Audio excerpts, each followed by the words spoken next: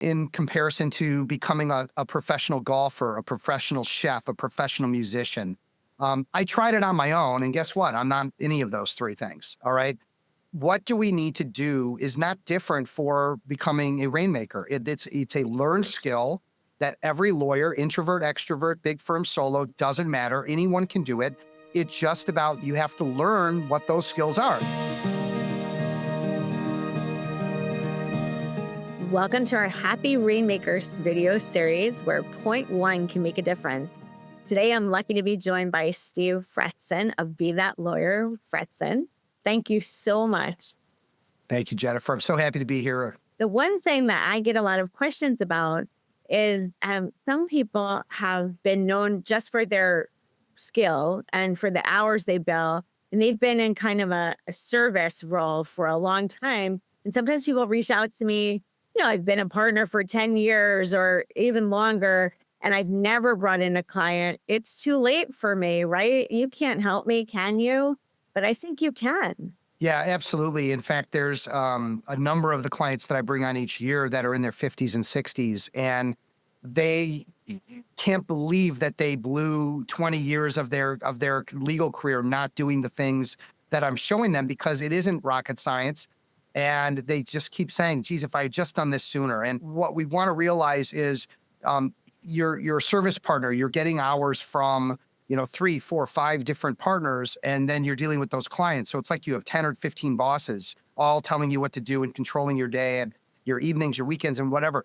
And we want to really shift it to start working on more and getting and bringing in more of our own clients and getting rid of some of those bosses and bringing in the kinds of clients that we can enjoy doing the work we want to do.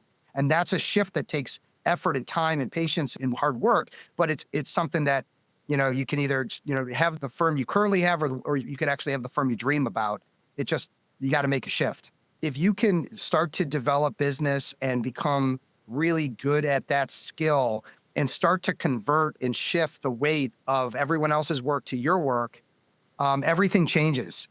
People have so much more freedom, control, autonomy, and enjoyment out of their legal career. I mean, I produce, maybe 15 to 20 Rainmakers a year, and there's never a regret that, geez, I wish I could get rid of all my own clients and go back to working for all those partners again. I mean, has anyone ever said that in the history of law? Probably not.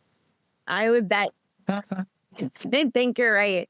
So what do you say to that service partner who really wanted to be a rainmaker and tried and had some spectacular failure happen, and they've just never tried again because they have a bad memory of it? Let's put this in comparison to becoming a professional golfer, a professional chef, a professional musician. I tried it on my own, and guess what? I'm not any of those three things. All right. What do we need to do is not different for becoming a rainmaker. It's a learned skill that every lawyer, introvert, extrovert, big firm, solo, doesn't matter. Anyone can do it.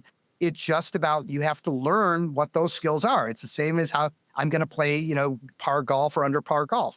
It doesn't happen just because I say I'm going to or because I'm going to go play a bunch of rounds. I tried that. It doesn't work, right? I still suck.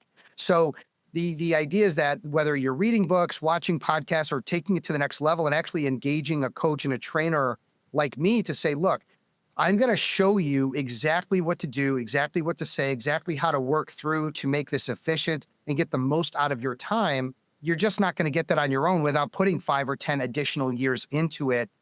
Do you want to save that time, or do you want to invest that time, get good at it quickly, and then make every year your best year?